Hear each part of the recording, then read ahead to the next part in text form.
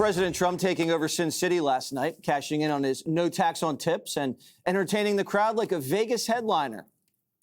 A young waitress came up to me during dinner and she said, "Sir, we should have no tax on tips." I said, "What?" Say it again. "We should have no tax on tips." I said, "That's the greatest thing I've ever heard." Sharon delivered McDonald's to the Oval Office. It was a little bit of a, to be honest, it was a little tacky. Restaurants, dry cleaners, corner stores. What is a corner store? I've never heard that term. I know what a corner store is, but I've never heard it described, a corner store. Who the hell wrote that, please? Seniors are loving me, and I love them. Of course, I'm not a senior, so I cater to the seniors, but I don't happen to be a senior myself. Thank you very much. But the Democrats could care less about Americans saving money. James Carville putting all his chips on getting revenge on MAGA. Listen. If the Democrats win the presidency in both houses of Congress, I think on day one, they should make Puerto Rico, D.C. a state, and they should expand the Supreme Court to 13. Eat our dust. They've done everything they could. They held up the 2000 election. They stole it. They've stolen Supreme Court seats. They've gerrymandered everything that you can. And the only way to fight this is don't run on it. Don't talk about it. Just do it. Well, I mean, he is talking about it, Kaylee. So if I were running, I would say this is what the Democrats are going to do if they win. Yes. James Carville has told me to my face, we will nuke the filibuster. D.C. and Puerto Rico will become states. We will pack the Supreme Court. Republicans, listen to the opponent when they tell you the plan. If I'm President Trump, I've got to be secretly so frustrated with these congressional Republicans outside of Mike Lee, Anna Paulina Luna, Tim Burchett, and a select few others that are willing to fight. Rick Scott, I would include in that list.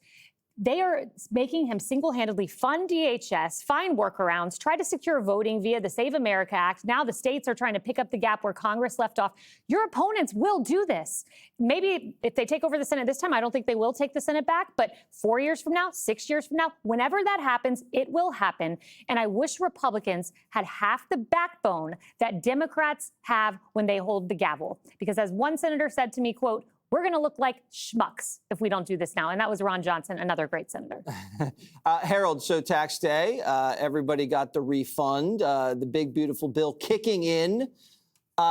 Is this something the Republicans can really jam down your throat in November? Well, I don't like things being jammed down my throat, but I do think I know where you're going. The president, where he's out in Las Vegas with the no taxes on tips.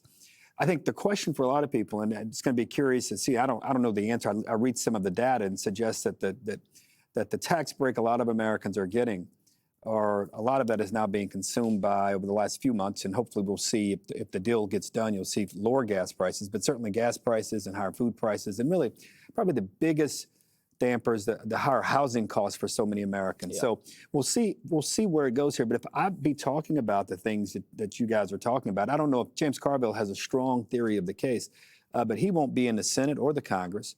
He'll have his theory, and we'll see if people follow it. But the candidates that are winning around the country for the last year and a half, they've only been talking about economic issues and affordability issues. And if Democrats can stay there and not talk about the things that my friend James was talking about just now, Democrats have a much better chance of winning in the fall. So if the president wraps up this excursion and signs a deal, do you think he'll come back and pivot back to the economy in time to get it going for the midterms? Well, I think that definitely Republicans want him to. We know all of our polling and all the polling out there that people say that they personally don't feel the benefits yet. It's just like it was happening during the Biden administration when there would be data that would say, oh, the future is looking better. People would be like, well, I filled up my gas today and it was not good and I didn't like it.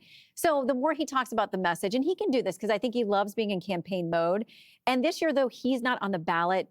The GOP wants him out there as if he is on the ballot because his base is what needs to turn out in these elections.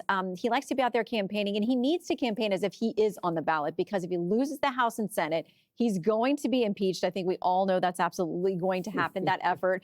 And it's going to affect his ability to, if he needs to, be able to get judges confirmed or justices confirmed. So they like when he's out there on the trail. GOP feels like he's the best candidate they have. Even if he's not on the ballot, his policies are, and his ability to do things for the next 2 years are certainly on the ballot. Greg, you work for tips on the weekends. That is true. Definitely tax codes benefiting you dancing now. my way through school. What do you think is going to happen with this tax on tips deal and Carville's threat?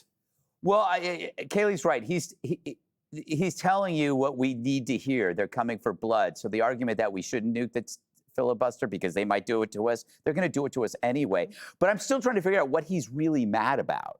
Like, what law is being broken?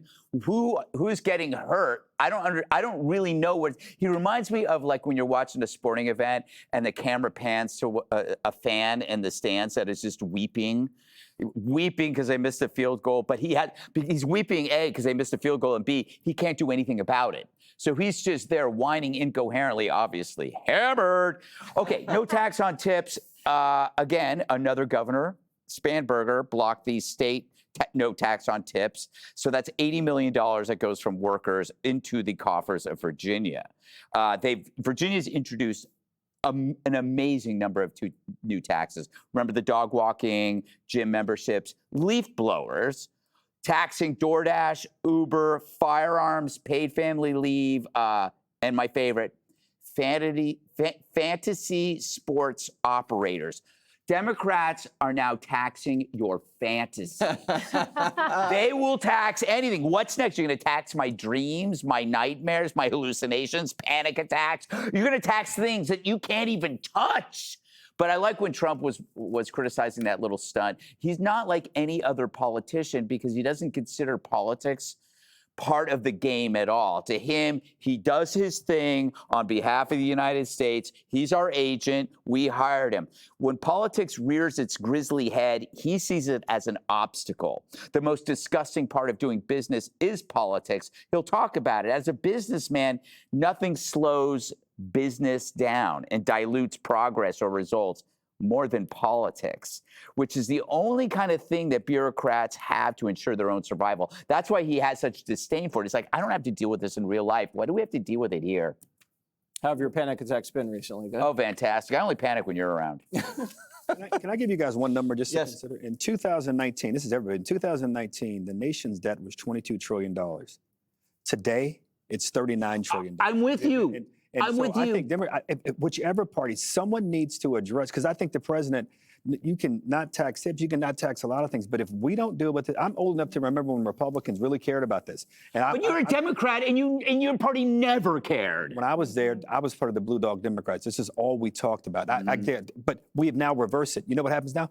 No one talks about it. Yes, I agree. That is a tragedy. I agree 100% with that. But it's like maybe we just got exhausted from. You think we should about tax your hallucinations as a part of trying to be able to get? If we fortune off of if we tax Greg's panic attacks, we balance the I budget. don't have panic attacks. I was just saying. No, things. Greg, I've flown with you. You have panic attacks. Not anymore. Not anymore, but you used to.